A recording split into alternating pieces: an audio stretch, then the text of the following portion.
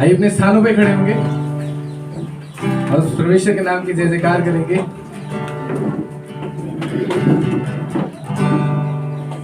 बंदगी तू मेरी घर में हमको सजा तेरी, जिंदगी ये मेरी तेरे लिए ही हाँ तेरी। बंदगी तू मेरी घर में हमको सजा तेरी, जिंदगी ये मेरी तेरे लिए ही हाँ तेरी। तेरे नाम की हो जाए जयकार, यीशु नाम की हो जाए जयकार, तेरे नाम की हो जाए जयकार, यीशु नाम की हो जाए जयकार। एक बार फिर से बंदगी, बंदगी तू मेरी, ताली को बजाकर जिंदगी ये मेरी तेरे लिए ही हाँ तेरी। बंदगी तू मेरी अब मैं हमको सजा तेरी, जिंदगी ये मेरी तेरे लिए ही हाँ तेरी। तेरे नाम की हो जाए, एक साथ मिलकर, यीशु नाम की हो जाए जयकार, तेरे नाम की हो जाए जयकार, यीशु नाम की हो जाए जयकार।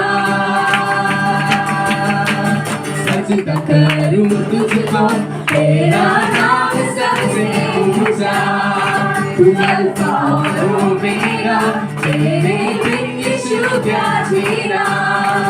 सजदा करूं तुझको, तेरा नाम सबसे ऊंचा, तू अल्फा और ओमेगा, तेरे बिन यीशु क्या जीना। तेरे नाम की हो जाए जयकार, यीशु नाम की हो जाए जयकार। आइए अपने हाथों को उठा के परमेश्वर की जय जयकार करें। हो जाए जयकार, यीशु नाम की हो जाए जयकार। यीशु तेरी जय जय, राजा तेरी जय जय, प्रभु तेरी जय जयकार। यीशु तेरी जय जय, राजा तेरी जय जय, प्रभु तेरी जय जय। सब मिलकर यीशु तेरी जय जय, यीशु तेरी जय जय, राजा तेरी जय जय, प्रभु तेरी जय जयकार। यीशु तेरी जय जय, राजा तेरी जय जय, प्रभु तेरी जय जयकार। ओ जय जयकार जय जयकार जय जयकार, यीशु तेरी जय जयकार, जय जयकार जय जयकार जय जयकार, यीशु तेरी जय जयकार। ओ जय जयकार जय जयकार जय जयकार, यीशु तेरी जय जयकार। जय जयकार जय जयकार जय जयकार, यीशु तेरी जय जयकार। क्यों ना बोलूं फिर मैं तेरी जय जयकार, क्यों ना बोलूं फिर मैं तेरी जय जयकार, जय जयकार जय जयकार। तूने मेरे लिए क्या कुछ किया, ओ जय जयकार जय जयकार। तूने मेरे लिए क्या कुछ किया, अपनी मुझसे भर दिया, अपनी शक्ति मुझको दी, ताकि तुम्हें गवाही तेरे जीने की। अपनी मुझसे भर दिया, अपनी शक्ति मुझको दी, ताकि तुम्हें गवाही तेरे जीने की। अब क्यों ना बोलूं फिर मैं तेरी जय जयकार, क्यों ना बोलूं फिर मैं तेरी जय जयकार, जय जयकार जय जयकार। तूने मेरे लिए क्या कुछ किया, वो जय जयकार जय जयकार।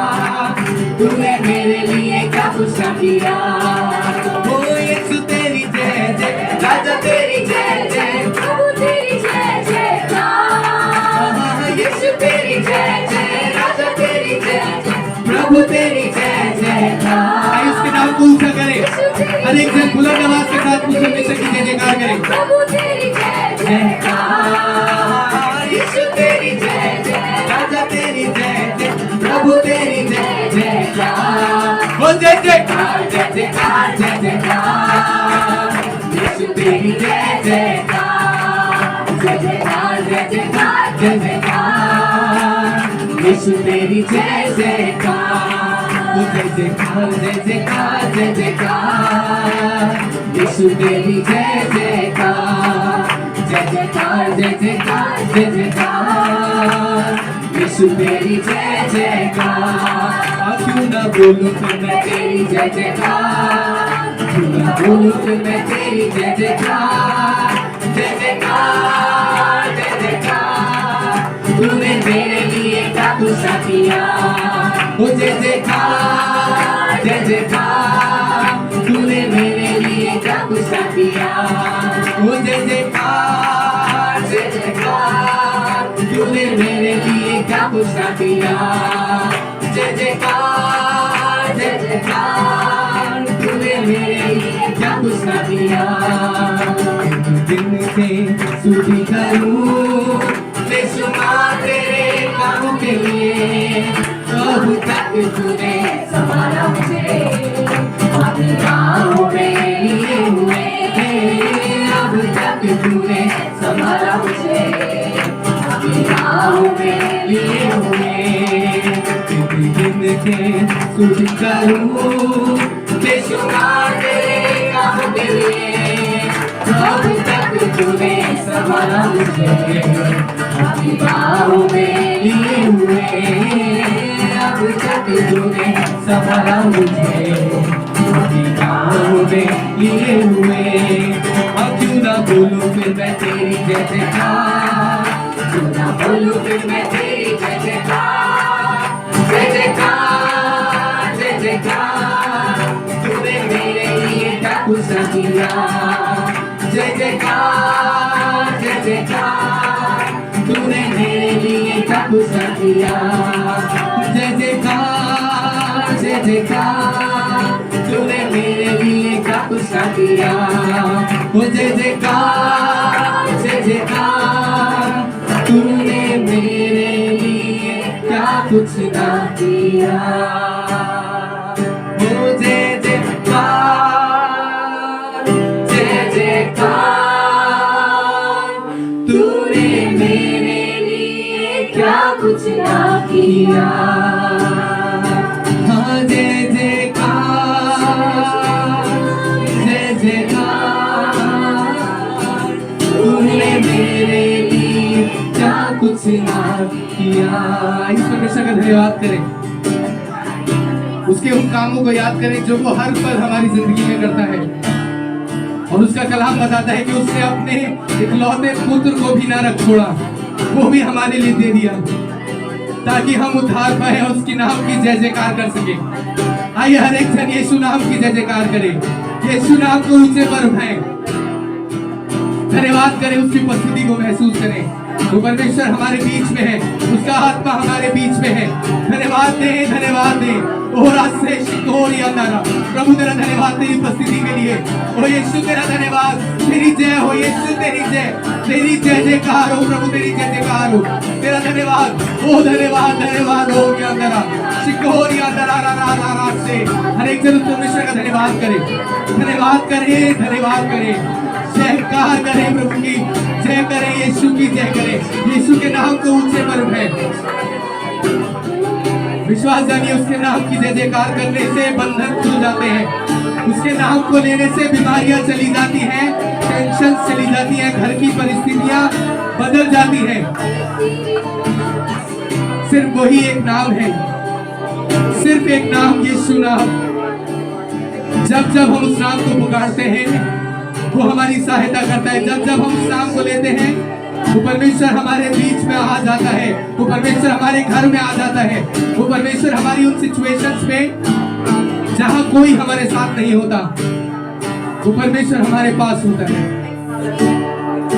आइए उस परमेश्वर के नाम की जय जयकार करें, उस परमेश्वर के नाम को ऊंचे पर उठाएं, सिर्फ यीशु के नाम को ऊंचे पर उठाएं, सिर्फ यीशु के नाम को। ओरी अंदरा शिकोरी अंदरा सेरी अंदरा शिकोरी अंदरा सेरी अंदरा ना बाबा शिको। हाँ प्रभु, आज तक मैंने तेरे नाम को जब जब लिया है तेरी सामर्थ को देखा है प्रभु, और आज भी मैं तेरी सामर्थ को उसी रूप से देखूंगा। यीशु, आज अपनी परेशानियों को, अपनी तकलीफों को प्रभु आपके सामने रखता हूँ और सिर्फ आपके नाम को लेता हूँ। और प्रभु कहता हूँ, जब जब मैं आपके नाम को लेता हूँ यीशु, तब तब मैं आपकी सामर्थ को देखता हूँ। जब लेता हूँ मैं नाम तेरा, तेरी सामर्थ को तब मैं देखता हूँ, तुझसे मेरी हर बरकत मुझे महफूज तेरे संग में रहता हूँ। जब लेता हूँ मैं नाम तेरा, तेरी सामर्थ को तब मैं देखता हूँ। प्रभु आज भी देखूंगा। तुझसे मेरी हर बरकत मुझे महफूज तेरे संग में रहता हूँ। यीशु नाम, यीशु यीशु यीशु। आइए हर एक जन मिलके सिर्फ उसके नाम को पुकारे और विश्वास जानिए, जब जब आप उसके नाम को लेंगे, परेशानियां आपके जिंदगी से दूर हो जाएंगी, बीमारियां आपकी जिंदगी से किसी क्षण से दूर होगी। यीशु नाम, यीशु नाम,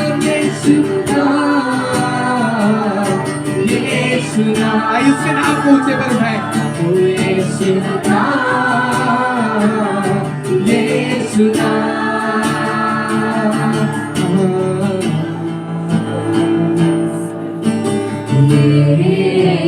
आइए अपने हाथों को उठा के उस परमेश्वर के नाम की जयकार करें और विश्वास जानिए, आपकी परेशानियां, आपकी तकलीफें, आपकी तन्हाइयां इसी क्षण से, हर शैतान के बंधन इसी क्षण से टूट रहे हैं।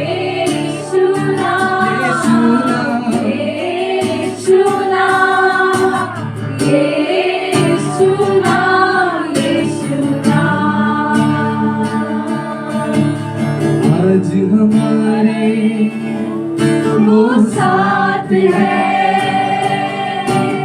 कल हमारा उसके हाथ है। आज हमारे वो साथ है, कल हमारा उसके हाथ है।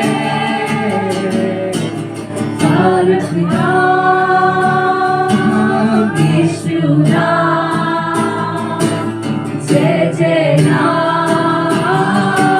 यीशु नाम, तारक नाम यीशु नाम। धन्यवाद आपकी उपस्थिति के लिए, धन्यवाद आपके आत्मा के लिए प्रभु, जो हमारे बीच में सुमिश कर रहा है। यीशु नाम, जय जय नाम यीशु नाम, यीशु नाम, यीशु नाम, यीशु नाम, यीशु नाम, यीशु नाम, यीशु नाम, यीशु नाम, यीशु नाम। तेरे फजल में, तेरी दया में लिपटा मैं रहता हूँ। तेरे फजल में, तेरी दया में लिपटा मैं रहता हूँ, मैं रहता हूँ। उस परमेश्वर की उपस्थिति को महसूस करें। वो परमेश्वर का आत्मा हमारे बीच में है और हम सबके मनों को जांच रहा है। हम सबकी परेशानियों की ओर अपने कान को लगाया हुआ है। उसका कलाम बताता है उस परमेश्वर की निगाहें हमारी ओर लगी रहती हैं। उस परमेश्वर का मन हर पल हमारी ओर लगा रहता है और आज भी वो परमेश्वर हमारे ओर अपनी निगाहों को करा हुआ है।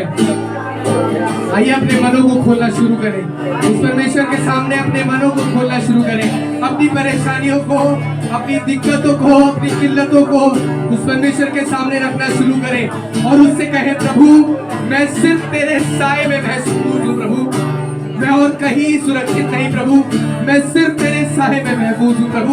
मेरा घराना, मेरा परिवार, मेरे माँ बाप प्रभु सिर्फ तेरे घर साए में महफूज है यीशु, और कहीं नहीं है।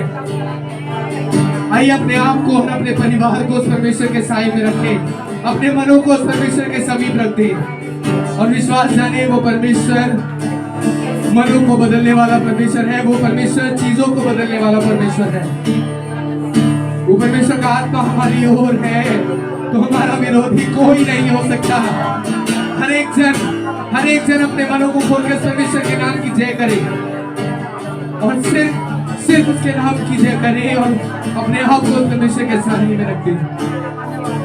उरियांदरा शिकोरियांदरा बसेरियांदरा सेरियांदरा शिकोरियांदरा बाबा सेरियांदरा बाबा शिकोरियांदरा प्रभु तू महान है यीशु, तू महान है प्रभु, तू महान है यीशु। जहां तू होता है वहां सब कुछ हो सकता है।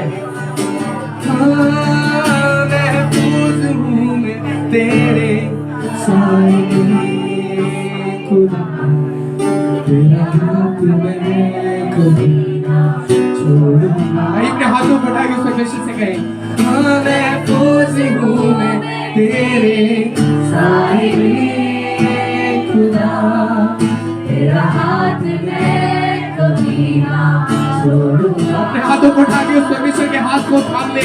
महफूज हूँ मैं तेरे साए में खुदा, तेरा हाथ मैं कभी ना छोड़ूंगा। अपने साए में मुझको छुपा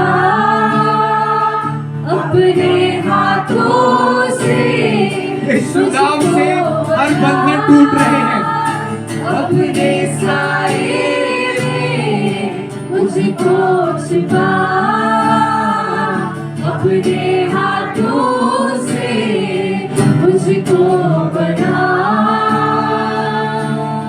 महफूज हूँ मैं तेरे साए में खुदा, तेरा हाथ मैं कभी ना छोड़ूंगा। अपने हाथों को उठा के उस परमेश्वर से कहें महफूज हूँ मैं तेरे साए में खुदा, तेरा हाथ मैं कभी ना छोड़ूंगा।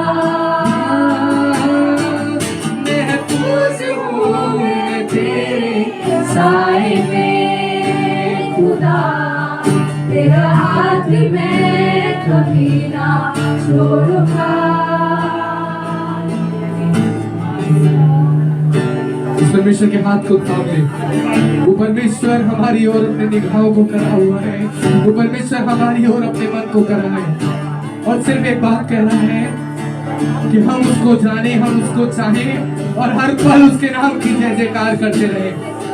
उसका नाम हमारे मनों में बसने वाला हो सके, उसका नाम हमारे परिवारों में बसने वाला हो सके। आइए हर एक जन सिर्फ उस परमेश्वर के नाम को पुकारे और उससे कहे प्रभु मैं तेरे साए में महफूज हूँ प्रभु, और मैं सिर्फ तेरे हाथ को पकड़ना चाहता हूँ, क्योंकि प्रभु जहाँ तू होता है वहाँ सब कुछ होता है। यीशु जहाँ तू है प्रभु वहाँ सब कुछ है। प्रभु आगे की सारी इबादत को आपके हाथ में सौंपते और चाहते हैं आपका आत्मा भरपूरी रूप से कार्य करने वाला हो सके। हर एक चीज को आपके हाथ में सौंपते हैं प्रभु, और चाहते हैं प्रभु हमारे परिवारों में, हमारे मनों में, हमारे घरों में तुम्हारी शांति सदैव बने रहने वाली हो सके। प्रभु आपका आत्मा, आपके फरिश्ते हमें हर पल घेरे रहने वाले हो सके प्रभु, और हम आपके साए में महफूज रहने वाले हो सके। हर एक चीज को आपके हाथ में सौंपते प्रभु। इस प्रार्थना को आपके प्यारे बेटे यीशु मसीह के नाम से मांगते हैं।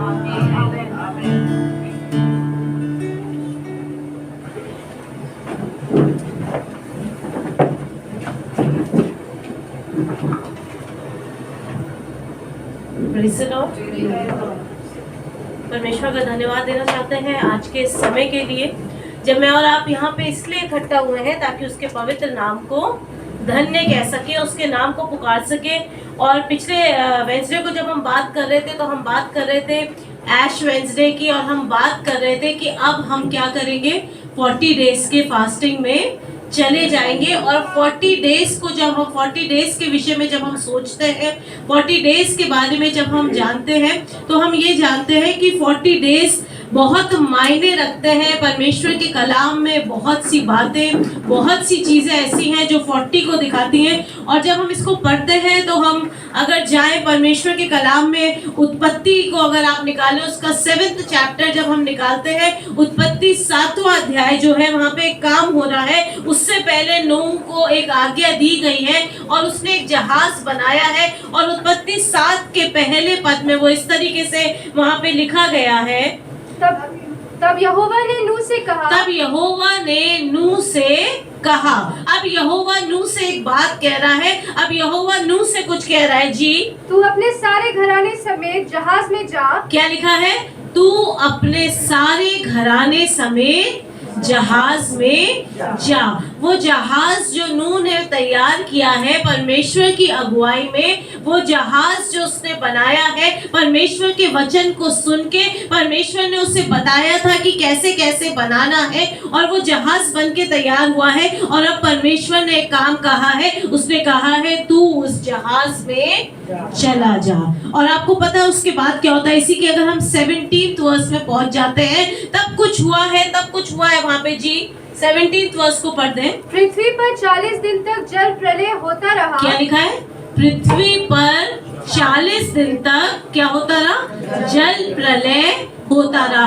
अब जल प्रलय शुरू हो गया, और उसमें जब हम आगे पढ़ेंगे, जल्दी जल्दी से पढ़े, तेज तेज। और पानी बहुत बढ़ता ही गया, जिससे जहाज ऊपर को उठने लगा और वह पृथ्वी पर से ऊंचा उठ गया।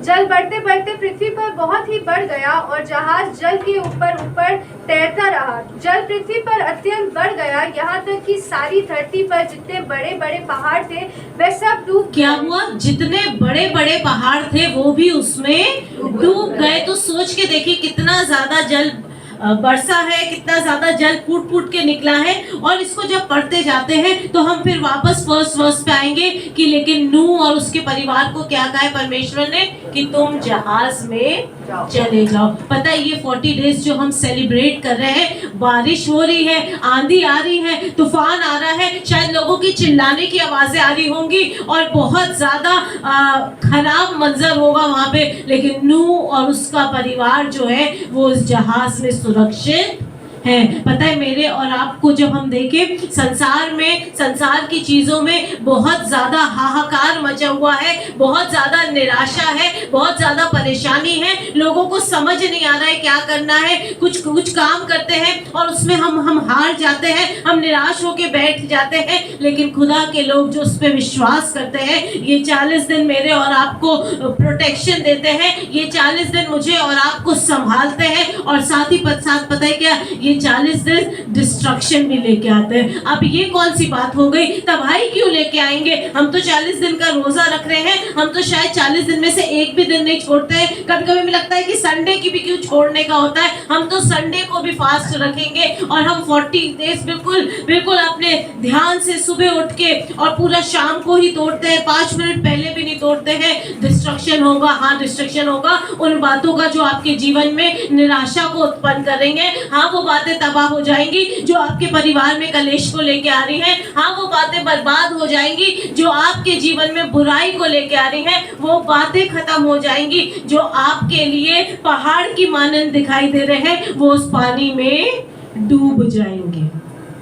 वो चीजें जो समझ में नहीं आ रही हैं, वो चीजें जो समझ के बाहर हैं, उन सब चीजों को, उन सब बातों को, उन सब निराशाओं को मेरा और आपका परमेश्वर तबाह करने की सामर्थ रखता है। लेकिन कब पता? तब जब मैं और आप मजबूती से खड़े रहते हैं। वो 40 दिन नूह और उसके परिवार के लिए भी बहुत आसान दिन नहीं होंगे। पता है क्यों? क्योंकि वो जहाज के अंदर बंद है।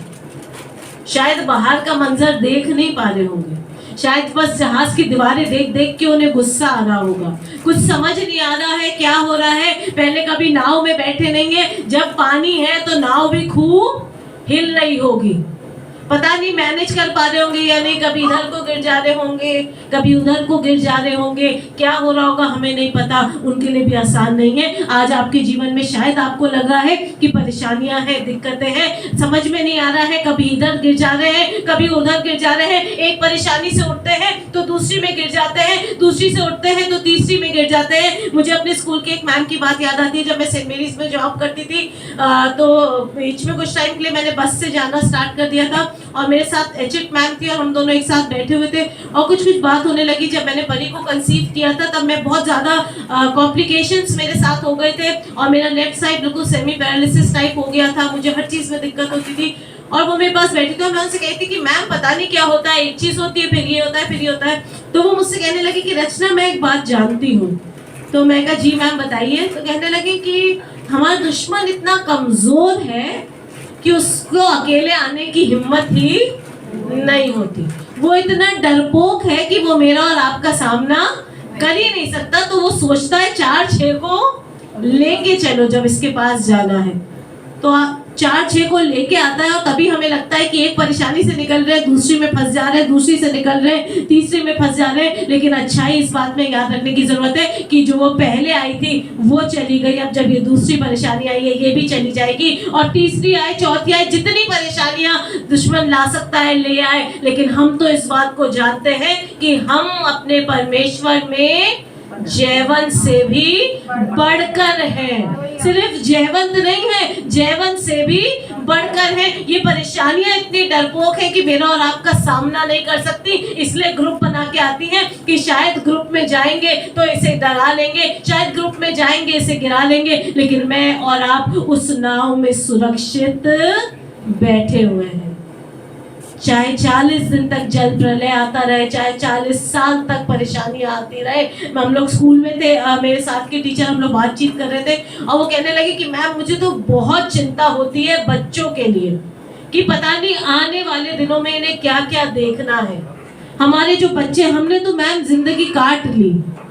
मेरी बेटी और उनकी बेटी सेम क्लास में है और हम लोग बात कहते कह रहे बताइए हमारी लड़कियां 10th क्लास में आ गई हैं, इतनी बड़ी हो गई हैं। अब बस एग्जाम खत्म होते ही 10th क्लास, मतलब एग्जाम हो गए तो 10th क्लास ही कहा जाएगा। मेरे कहने लगी मैम हमारी लड़कियां 10th क्लास में आ गई हैं और 2 साल बाद ट्रेनिंग में आज चली जाएंगी, कितने बड़े हो गए बच्चे। लेकिन डर लगता है कि पता नहीं भविष्य ने इनके लिए क्या रखा है। लेकिन मैं आपको एक बात बताना चाहती हूँ कि मैं और आप उस नाव में सुरक्षित हैं।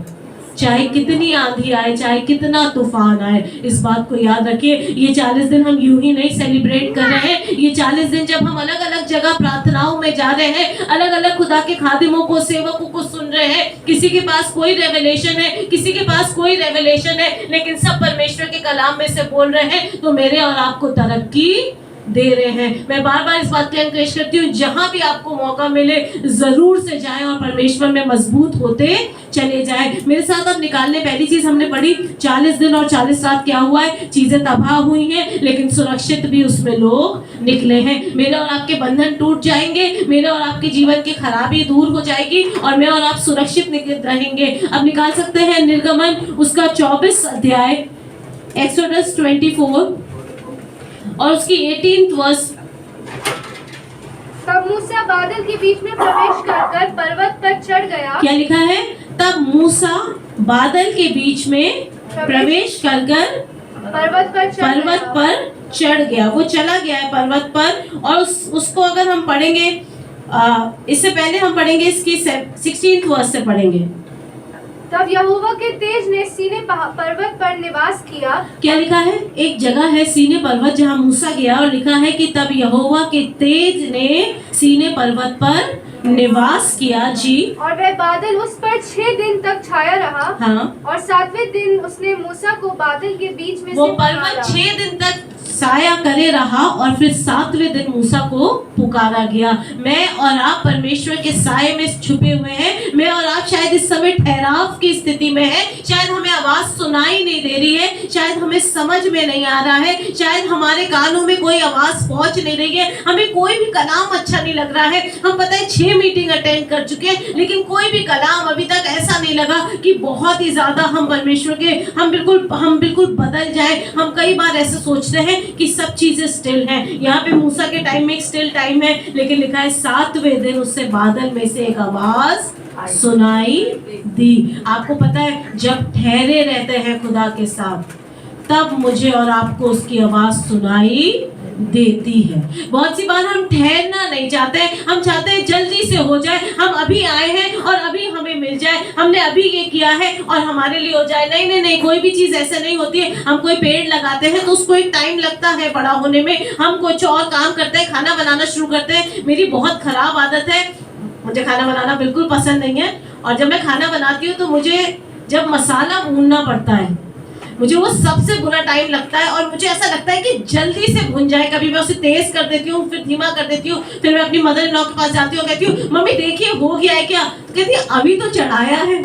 फिर मैं थोड़ी देर बाद उसमें ऐसे चम्मच आती हूँ। मुझसे ना सब्र नहीं होता, इसीलिए मेरा खाना हमेशा खराब होता है, क्योंकि अगर आपने मसाला सही से नहीं पकाया तो खाना खराब ही होना है। Because I can not wait. और मैं सोचती हूँ बदलूं। मैं और आप कई बार यही काम अपने पर्सनल लाइफ में करते हैं। हम अपनी चीजों के लिए ठहर नहीं पाते। हम सोचते हैं जल्दी से हो जाए, ये काम जल्दी से हो जाए, वो वाला काम जल्दी से हो जाए, और फिर कई बार जल्दी करने के चक्कर में और देर होती जाती है, गड़बड़ हो जाता है काम जल्दी करने के चक्कर में। और यहाँ पे लिखा है वो 6 दिन तक ठहरा रहा, लेकिन 7वें दिन उसको एक आवाज सुनाई दी। जी उसको आगे पढ़िए। इस्राएलियों की दृष्टि में यहोवा का तेज पर्वत की चोटी पर प्रचंड आग के समान दिखाई पड़ता था। जी तब मूसा बादल के बीच में प्रवेश कर पर्वत पर चढ़ गया। जी। और मूसा पर्वत पर 40 दिन और 40 रात रहा। मूसा कितने दिन रहा वहाँ पे? 40 दिन और 40 रात उस पर्वत के ऊपर रहा। और वहां जाके पता है क्या कर रहा है? वहां जाके परमेश्वर की आवाज को सुन रहा है। वहां जाके शायद प्रार्थना कर रहा है, इजराइलियों के लिए प्रार्थना कर रहा है जो निकल तो आए हैं मिस्र की गुलामी से, लेकिन बार बार लड़ रहे हैं, बार बार झगड़ रहे हैं, बार बार मूसा पे दोष लगा रहे हैं, बार बार खुदा को दोषी ठहरा रहे हैं और कह रहे हैं तूने क्या हमें यहाँ मारने के लिए आया है? यहाँ तो खाना नहीं है, यहाँ तो पानी नहीं है। कई बार हम चिल्लाते हैं, हम चिड़चिड़ाते हैं, लेकिन मैं आपको बताऊं आपके परिवार में कोई जन ऐसा है जो शायद चिड़चिड़ा रहा है, शायद चिल्ला रहा है, शायद आपकी कॉलोनी में कोई ऐसा जन है, शायद आपके जॉब के स्थान पे कोई ऐसा जन है जिसके लिए आपको पता है उसके जीवन में बहुत परेशानी है, बहुत निराशा है, कुछ दिखाई नहीं दे रहा है, कुछ समझ नहीं आ रहा है। ये समय आपके लिए है, परमेश्वर की आवाज को सुन ले, क्योंकि वो मुझसे और आपसे एक बात कह रहा है कि उसने हमें ठहराया है कि हम गड्ढे में पड़े हुए लोगों को बाहर निकाल ले। उसने हमें ठहराया है कि जो लोग बंधनों में फंस गए हैं हम उन तक परमेश्वर का कलाम पहुंचाएं ताकि वो अपने बंधनों से आजाद हो सके। उसने हमें ठहराया है। और पता है क्या करना है? ये 40 दिन और 40 रात अपने पास कुछ लोगों का नाम रख लीजिए, उनके लिए प्रार्थना करना शुरू कर दीजिए, उनके लिए पुकारना शुरू कर दीजिए, अपने आंसुओं को बहाना शुरू कर दीजिए। अभी हम लोग जब आए थे तो रीता दीदी कहने लगी मैं 4 बजे उठ के दुआ करती हूँ, और अब मुझे लग रहा है मैं 3 बजे उठ के दुआ करूंगी और 3 बजे से घुटनों पे बैठूंगी और प्रार्थना करूंगी। पता है मुझे और आपको जागने की जरूरत है। मूसा वहां पे कोई पिकनिक मनाने के लिए नहीं गया है, मूसा ठहरा हुआ है और फिर वहां पे जाके सिर्फ परमेश्वर की आवाज को सुन रहा है, लोगों के लिए प्रार्थनाएं कर रहा है। मुझे और आपको मजबूती के साथ खड़े हो जाना है। ये 40 दिन यूं ही व्यर्थ ना हो जाए। अपने इन 40 दिनों के लिए एक टारगेट बना लीजिए, अपने लिए किसी मनुष्य के नाम को अपने पास लिख लीजिए और कहिए मुझे इसके लिए प्रार्थना करना है। हाँ मुझे दिखाई देता है इसके जीवन में परेशानी है, हाँ मुझे दिखाई देता है इसके जीवन में निराशा है, और मैं इसे यूं ही नाश नहीं होने दूंगा। पता है क्यों? क्योंकि मेरा और आपका परमेश्वर उस एक खोई हुई भेड़ को ढूंढने के लिए जाता है। वो नहीं चाहता कोई भी नाश हो। तो मैं और आप कैसे लोगों को नाश होते हुए देख लेते हैं, मैं और आप कैसे अपने परिवार में लोगों को बर्बाद होते हुए देख लेते हैं, मैं और आप कैसे ये सोच लेते हैं कि ये नहीं सुधर सकता। आपको पता है अभी हम गुड फ्राइडे सेलिब्रेट करेंगे और जब क्रूस की चर्चा होगी तो एक की चर्चा होती है उस समय, जो आखिरी मोमेंट पे सुधर गया। आपको पता है उसके लिए कोई ये नहीं कह पाया 900 चूहे खा के बिल्ली, वो तो इतनी स्मार्ट बिल्ली थी, इंस्टेंट। और यीशु मसीह ने कहा तू आज ही मेरे साथ स्वर्ग लोक में होगा। Don't decide the time period. किसी मनुष्य को इसलिए मत सोचिए कि ये तो पिछले 10 सालों से गुनाह में है, अब क्या सुधरेगा। अरे ये तो जब जवानी इसमें था तब से इसने नशा शुरू कर दिया, अब तो कब्र के पास खड़ा है, अब क्या सुधरेगा। मेरा और आपका परमेश्वर बदलने की सामर्थ रखता है। कल मैं और पास्टर प्रज्वल बात कर रहे थे और इस बात को कहने लगा, पास्टर प्रज्वल कहने लगे कि मैं इस बात को सोचता हूँ भाभी कि जब मैं बुराई में था, जब मैं परेशानी में था, कितना लोगों ने चाहा कि मैं बदल जाऊं। बहुत सी बार मैंने चाहा मैं बदल जाऊं, लेकिन खुदा जब काम करता है तो बंधन ऐसे करके टूट जाते हैं। फ्रैक्शंस ऑफ सेकंड्स लगे और बंधन टूट गए। पता है क्यों? क्योंकि कोई था जो कह रहा था अभी 4 बजे उठ के प्रार्थना करती हूँ, अब 1 घंटा और उठूंगी, 3 बजे से बैठूंगी। क्योंकि जिस दिन से वो बालक उत्पन्न हुआ उसकी माँ ने प्रार्थना करना शुरू कर दी। हम जितनी माएँ हैं, हम जितने पिता हैं, बहुत सी बार हम एग्जाम्पल सिर्फ माओं का ले लेते हैं, तो इसका मतलब क्या पिता प्रार्थना नहीं करते हैं? नहीं नहीं नहीं, हर एक माँ बाप ये प्रार्थना करता है कि मेरे बच्चे का भविष्य बन जाए, उज्जवल हो जाए। बस ठहर जाइए, अपने लिए टारगेट बना लीजिए कि मुझे प्रार्थना कैसे नहीं जाएगी, ये बीमारी मेरे घर से कैसे नहीं जाएगा, ये नशा मेरे घर से कैसे नहीं जाएगी, ये विपत्ति मेरे घर से। मैं इस बात को जानती हूँ, मैंने अपने घर में परेशानियां देखी, दिक्कतें देखी, लेकिन अपनी माँ से हमेशा ये सीखा। वो हमेशा इस बात को कहती थी कि नहीं परमेश्वर काम करेगा, नहीं परमेश्वर काम करेगा, परमेश्वर सहायता करेगा, परमेश्वर मदद करेगा और मेरे शौहर को बदल देगा। और मैं आपको बताऊं, जब मैं 18 साल की थी, मेरी बहन 20 साल की और मम्मी की शादी को 22 साल हो गए थे, तो एक सोच लीजिए कितने साल इंतजार करा। और उसके बाद फ्रैक्शन ऑफ सेकंड में एक इबादत में मेरे पापा बैठे थे और इतना सा टाइम लगा। मैं इस बात को कई बार शेयर करती हूँ। हमारे रेवरेंड अल में से अनाउंसमेंट कर रहे थे, किसी चीज़ के लिए पैसों की ज़रूरत थी और वो अनाउंसमेंट कर रहे थे कि 50,000 रुपीज़ की ज़रूरत है और 10 लोग चाहिए जो 5-5 हज़ार रुपये दे। और ऐसी बात चल रही थी। सडनली मेरे पापा खड़े हुए और चले गए, वो चर्च में थे, वापस आए और एक पैकेट लेके आए और अनिल अंकल को दिया, बोले पूरे 50,000 मेरी तरफ से। और मैं आपको बताऊं, उस दिन जब पापा आए, शायद चर्च के बाहर से सुना था उन्होंने, जब वो अनिल अंकल को पैसे दे के गए, उसके बाद अगले दिन अनिल अंकल हमारे घर आए सुबह, वो पैकेट लेके आए और पापा को वापस देने लगे। पता है क्यों? क्योंकि जब पापा उस समय आए थे तो वो नशे में थे। उन्होंने कहा आप होश में नहीं थे, लेकिन उस समय होश में थे जब वो पैसे वापस आए और खुदा ने उसी समय उनके मन को बदल दिया और कहने लगे नहीं खुदा के भवन में दिए, अब ये खुदा भवन के भवन में रहेंगे। उनके लिए धार्मिकता गिना गया। कितनी सी देर में जीवन बदल गया। जो निराशा परिवार में थी, जो दिक्कतें परिवार में थी, वो बदल गई। पता है कैसे बदल गई? क्योंकि यहोवा परमेश्वर करता है जब प्रार्थना करते हैं। हमने अपनी माँ को देखा है, चाहे कुछ हो जाता था, मैं और मेरी बड़ी बहन हम लोग कहते थे छोड़ दो पापा को, मम्मी डिवोर्स दे दो, हम नानी के यहाँ के रह लेंगे, हम मामू लोग के साथ रह लेंगे, हम नहीं रहना चाहते इनके साथ, अब हम नहीं रहेंगे। मैं अपना बता रही हूँ, आपको सच बता रही हूँ, जब प्रार्थना करती थी तो कहती थी खुदा बाप you are so good, you are so kind, या तो मेरे पिता को बदल दे या मेरे पिता को अपने पास बुला ले। हम लोग इतने मंद बुद्धि हो जाते हैं कि हम खुदा बाप को ऑप्शंस देते हैं। पता है ऑप्शंस का मतलब है हम विश्वास ही नहीं करते कि वो बदल सकता है। मैं लखनऊ कन्वेंशन में गई थी और वहाँ पे हम जितने लोग लखनऊ जाते हैं वो जाते होंगे मार्क और लॉरी को, और लॉरी वहाँ पे प्रीच कर रही थी एक लेडीज सेमिनार में, और वो टेस्टिमनी देने लगी और वो बताने लगी अपने माता पिता के बारे में कि मेरे माता पिता सेपरेटेड थे और हम बच्चे कभी मम्मी के साथ रहते थे, कभी पापा के साथ रहते थे, और हम दिल से अपने पेरेंट्स से बहुत ज़्यादा नफरत करते थे। और कहने लगी मैं स्पेशली अपने पापा को, अपनी मम्मी को बहुत मेरे अंदर उनके प्रति विरोध था, लेकिन जब परमेश्वर का कलाम मुझ तक पहुंचा तो खुदा ने इस बात को समझाया कि माँ बाप का आदर करना है, चाहे जो भी हो, हमें माँ बाप का आदर करना है। और वो इस बात को कहने लगी कि मैंने उस दिन से सोचा कि नहीं now I have to respect my parents. बोली और मैं आपको सच बता रही हूँ, बहुत अच्छे वर्शिप लीडर थे, सब कुछ करते थे, लेकिन बढ़ नहीं पा रहे थे। और जब इस बात को सीख लिया,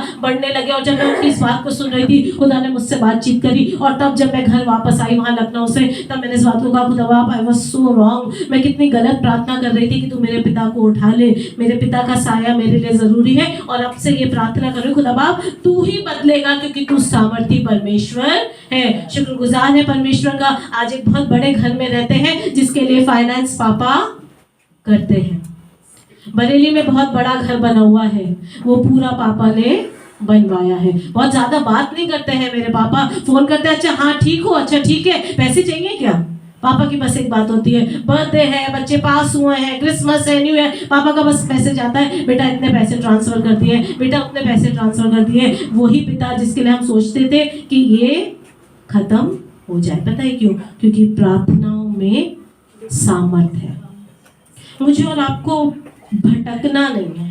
ये 40 दिन हम प्रार्थनाओं में जा तो रहे हैं, अपने मन में अपने लिए टारगेट बना लीजिए कि मुझे प्रार्थना करना है, मुझे आंसुओं को बहाना है। ये ना सोचिए कि नहीं बदलेगा, ये ना सोचिए कि नहीं होगा, क्योंकि सब कुछ हो सकता है मेरे और आपके परमेश्वर के नाम में। और सबसे आखिर में, मैं और आप जानते हैं, ये इंस्टेंस बहुत पढ़वाने की जरूरत नहीं है। मत्ती 4 और पहले अध्याय में हम जानते हैं कि यीशु मसीह जब उसका वाटर बैप्टिज्म हुआ, पानी में से बाहर निकला, तो लिखा है आत्मा उसको जंगल में ले गई, और वहां 40 दिन 40 रात वो निराहार रहा। क्या कर रहा है निराहार रह के? शायद सिर्फ प्रार्थना कर रहा है और अपने लिए सामर्थ को मांग रहा है, क्योंकि जाके मिनिस्ट्री शुरू करनी है, अपनी तैयारी कर रहा है। ये 40 दिन मेरे और आपके लिए है। अपनी तैयारी को और मजबूत करिए, और मजबूत करिए। हाँ लग रहा है नहीं हो पाएगा, लेकिन चलिए। मैं कई बार इस बात को एग्जाम्पल दे चुकी हूँ कि जब हमारे बच्चे चलना शुरू करते हैं तो चलते हैं और गिरते हैं, और कोई माँ ऐसी नहीं होती, कोई पिता ऐसा नहीं होता जो ये कहे कि अब गिर गया, अब मैं इसे पूरे समय गोद में रखूंगी और इसे चलने ही नहीं दूंगी। पता है क्यों? क्योंकि हमें पता है ऐसे ही सीखेगा। चलेगा, लड़खड़ाएगा, गिरेगा, फिर उठेगा, फिर चलेगा, और एक दिन अचानक से हम सबको फोन करके बता रहे होंगे, आज तो 6 कदम चले, गिरी नहीं। बताया होगा ना, शिवानी ने बताया होगा जब मायरा ने चलना शुरू करा होगा, मम्मी आज तो कमरे पलंग से बिल्कुल दरवाजे तक चली गई और किसी ने पकड़ा भी नहीं। हम लोग कितना एक्साइटमेंट होता है ना जब हम देखते हैं अपने बच्चे की इन एक्टिविटीज को। आज घुटनों घुटनों चला। हम लोग पिछले दिनों यहाँ पे थे, और मिकी की भाभी लोग के जो बेटी है उसको हम देख रहे थे, उसको बोला गया कि हाथ जमीन पे नहीं रखने, तो बता रहे थे कि जमीन पे हाथ ना रखना पड़े, तो वो घुटनों पे हो जाती है, और एक्चुअली घुटने घुटने इतनी तेज तेज तेज तेज भागती है, और हाथ बिल्कुल ऐसे ऊपर रहते हैं, क्योंकि नीचे गंदा है, उसके हाथ गंदे हो जाएंगे, और हमें वो इतना क्यूट लगता है देखने में। उसी तरीके से जब मैं और आप आत्मिक उन्नति करना शुरू करते हैं ना, हमें शैतान बताता है तुम तो गिर गए, देखा, गुनहगार हो, देखा, पापी हो, लेकिन खुदा कह रहा होता है वाह आज मेरा बच्चा 2 कदम चला है, कोई बात नहीं, गिर गया, फिर चला है, अच्छा आज 3 कदम चला है, फिर गिर गया है, आज 6 कदम चला है। जिस तरीके से मैं और आप अपने बच्चे की तरक्की देख के खुश होते हैं, जब मैं और आप तैयारी कर रहे होते हैं, जब मैं और आप उसमें चल रहे होते हैं, वो रिजॉइस कर रहा होता है। शैतान आपको बता रहा होता है तुम गिर रहे हो, तुम पापी हो, तुम गुनहगार हो, तुम्हारा जीवन खराब है, तुम खुदा के नाम पे धब्बा हो। लेकिन खुदा कह रहा होता है आज मेरे बच्चे ने इतना चल लिया, अब सीख जाएगा। अच्छा बच्चा पेंसिल पकड़ने लगा है, ओहो आज तो इसने ए लिख लिया, आज इसने सिर्फ गोला बनाया है। अभी आप भी दिखा रही थी, एड्रियल के पास थी वो कल, तो एड्रियल उसको कैट बनवा रही थी, तो आप कैट बना रही थी, फिर वो कहती अब एडू बनाएगी, और वो पेन लेके ऐसे ऐसे घिस दे रही थी, तो कहती वाओ कैट बन गई, और कुछ नहीं कर रही थी, सिर्फ पूरी कॉपी पे उसने घिस रखा था। फिर आप भी कैट बनाई तो कहती अब एडू बनाएगी, और फिर दूसरी जगह घिस दे रही थी, उसे आती नहीं है, लेकिन उसे वो अपना घिसना लग रहा था, और हर बार कहती वाओ कैट बन गई। क्या ऐसी करती रहेगी जिंदगी भर? नहीं नहीं नहीं, हम उसे एनकरेज, पूरे 3 पेजेस पे उसकी वही ऐसे ऐसे वाली वाओ कैट थी, और हम लोग को बहुत अच्छा लग रहा था, क्योंकि हमें पता है कि एक दिन वो कैट बन जाएगी। ये ध्यान रखिए, हम गिरते हैं, खड़े होते हैं, गिरते हैं, खड़े होते हैं, दुश्मन आपके कानों में ये बात बोलता है कि नहीं सुधरेगा, शायद आपको डराता है और कहता है तुम ऐसी रहोगे, तुम नालायक हो, तुम नहीं बदल सकते। लेकिन आज इस बात को बताना चाहती हूँ कि खुदा इस बात को देखता और कहता है मेरा बेटा मेरी बेटी तैयारी कर रहा है। अपनी तैयारी में पीछे ना हटिए, क्योंकि युद्ध के दिन के लिए घोड़े तैयार किए जाते हैं और विजय यहोवा की ओर से ही आती है। विजय तक पहुंचना मेरा और आपका काम नहीं है, वो तो वो अपने आप पहुंचा देगा। लेकिन जरूरत इस बात की कि तैयारी में लग जाए। और ये 40 डेज मेरे और आपके लिए गोल्डन अपॉर्चुनिटी है, इसको बिल्कुल भी मिस ना करें। मैंने पिछली बार भी कहा था, बिल्कुल इंतजार ना करें कि कोई फोन करेगा तभी हम आएंगे। आपके पास चर्चेस की तरफ से इनविटेशन आता है जिसमें लिखा होता है किस क्या मीटिंग है। Don't wait for an invitation. इबादत है and we all are invited.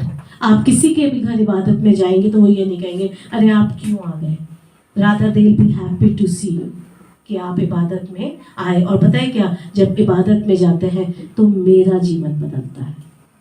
जब हम इबादत में जाते हैं तो हम सीखते हैं। और ये 40 दिन मेरे और आपके लिए है कि हम अपने जीवन से इन बुराइयों को, हमने पहला देखा था डिस्ट्रक्शन एंड प्रोटेक्शन, बुराइयां खत्म हो जाएंगी, परमेश्वर की सामर्थ मेरे जीवन पे आ जाएगी और प्रार्थना करेंगे, विनती करेंगे, तैयार होंगे, ताकत पाएंगे और परमेश्वर में जोरावर होते जाएंगे। आइए अपनी आंखों को बंद करेंगे और प्रार्थना करेंगे। और मैं चाहूंगी पास्टर विमल से कि प्लीज वो अंदर आके प्रार्थना करें और आगे के पूरे समय को परमेश्वर के पवित्र हाथों में सौंपें।